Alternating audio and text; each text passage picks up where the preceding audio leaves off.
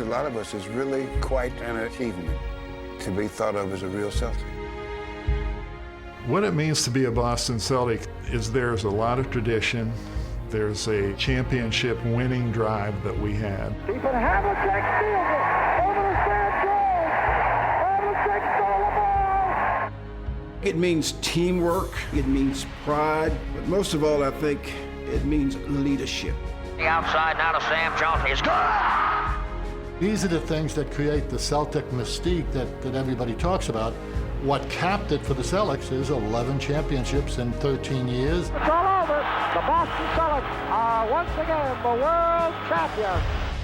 Look up and see all of those banners that are hanging up in the rafters, that they would also like to include their name, but they know what they must go through to be a part of that honor. You have to be on a team that plays together. You have to have what they call Celtic pride, which is something that Russell and Havlicek and Cousy and Casey Jones brought to Boston, and you have to win a championship.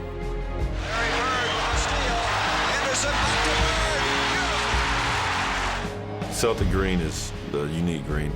It's a long history, a tradition of excellence, of great players. It means so much, and I think everybody knows the tradition of the Boston Celtics. Because when you hear Celtic pride, it's for the sacrifice of everybody, that you give yourself up. One man can be all he can be until the next man is all he can be. I've embraced the history and the culture and what it is to be a Celtic. The sacrifice, the hustle, the teamwork, the heart, the soul, determination. That's what Celtic pride is.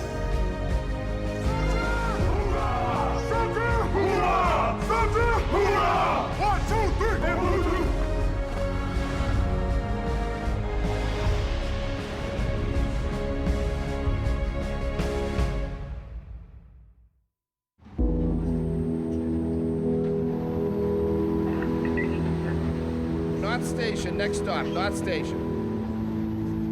As the NBA's most storied franchise, the Boston Celtics have set the standard for basketball excellence. Their championship banners are testament to a dynasty that spanned 4 different decades, and their tradition of Celtic pride was passed from one group of legends to the next. But after winning their 16th NBA crown in 1986, Boston's run of glory drew to a close. The stars known as the Big Three would retire, and the Celtics who followed them paled in comparison to their legendary predecessors. Larry Bird's not walking through that door, fans. Kevin McHale's not walking through that door, and Robert Parrish is not walking through that door. After 2 decades without a title, the Celtics would endure their most painful loss just days before the 2007 season. A giant in the world of sports has died. Celtics legend Red Auerbach died Saturday at 89. Quite simply, Red Auerbach was the Boston Celtics, their unquestioned leader when they were among the most successful franchises in all of sports. The patriarch of the Celtics since 1950, Red had a hand in all 16 championships. I think it was difficult on the city of Boston and all the people that, had grown to love Red. And Red was kind of a figurehead of Celtic tradition and Celtic lore. I was a player that was drafted by Red, and Red had a great deal of influence on me coming back to the Celtics. And he was so important to our fans and to the tradition of the Celtics. And so that was a big blow to lose Red. And his death seemed to cast a cloud over their season, as Boston stumbled to one of their worst records ever. And the Celtic losing streak continues. Everything that could have gone wrong in 06-07 certainly went wrong. They were coming off a 24-58 season, highlighted by an 18-game losing streak. There was a negativity totally surrounding the entire franchise. Things were as low as they'd ever been. But that low point would also become a turning point, as GM Danny Ainge turned frustration to hope. This proposed trade has been agreed to and will occur. Seattle will send Ray Allen to Boston for the number 5 pick. This is a blockbuster trade. It's been talked about for years. KG no longer a Wolf. He's going to the Boston Celtics. 2 trades brought a perennial all-star in Ray Allen and a former league MVP in Kevin Garnett. They would join together with the cornerstone of the franchise, Paul Pierce, to give the Celtics a new version of the Big Three. On this trade, I love it. I just think it gives us a chance. It gives us hope. That's what we want. You know, from low expectations to high expectations, that's what we want. That's exactly what we want. Finally, you can start to see a buzz, a little bit of a spirit. Instead of hoping for something, now you got something. Now you got something right there. This city just got uplifted. It's like a new breath. Yeah. It's just fantastic. Why? Why? They're awesome. KG, Ray Allen, Paul Pierce, that's all you need. Championship is coming. The expectations, once those two guys came in, were enormous, and we've all of a sudden become a team to beat in the East.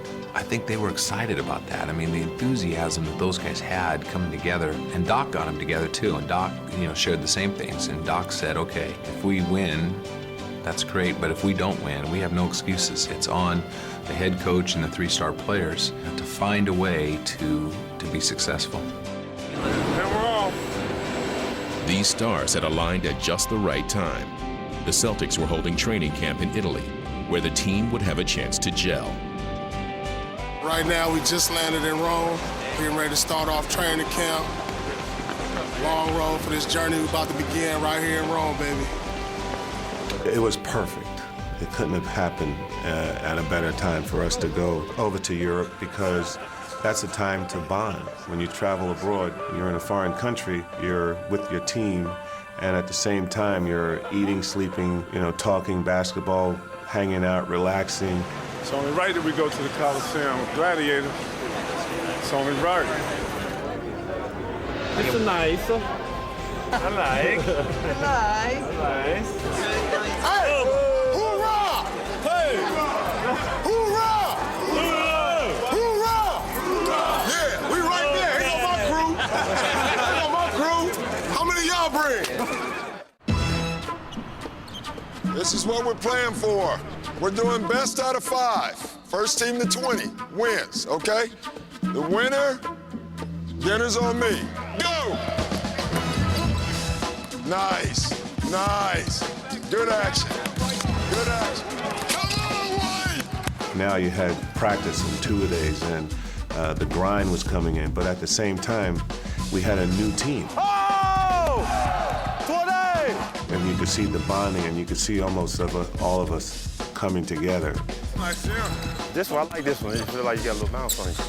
To get Kevin and Ray and Pose and Eddie and these new guys, it was like a breath of fresh air. And I think a lot of the guys are anxious to get started.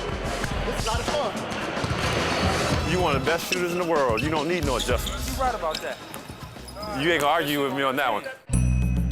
Trying to blend his new ingredients into a unified team, head coach Doc Rivers would find their word to live by. Once we got the Big Three, I was in search of something that I thought could bond us as a group. And we brought in a guy named Kita from South Africa. And the first thing he said is, guys, right now everything is great for your basketball team. But there's gonna come a moment where you're gonna face unreal adversity. And that's when the word Ubuntu and playing together will come through for you. And this word captured me right away. A person is a person through other people. I can't be all I can be unless you are all you can be. It's a way of life. It's not just a word. You live Ubuntu. Hey, let me get on your back. Hey, I'm gonna get on your back many nights this year. Many nights. And ditto. Yeah. I think a lot of times when you hear Celtic pride, it's very similar to Ubuntu. It's for the sacrifice of everybody, and Ubuntu is the symbol of togetherness. Ubuntu, we do everything together. Hey, we all gotta go. Let's all go. Ubuntu. Ubuntu. Y'all go to dinner, I'll pay for all y'all. Hey, this beat started something real special, y'all. Look, we stay together. Only people who can beat us is ourselves, right here. Right.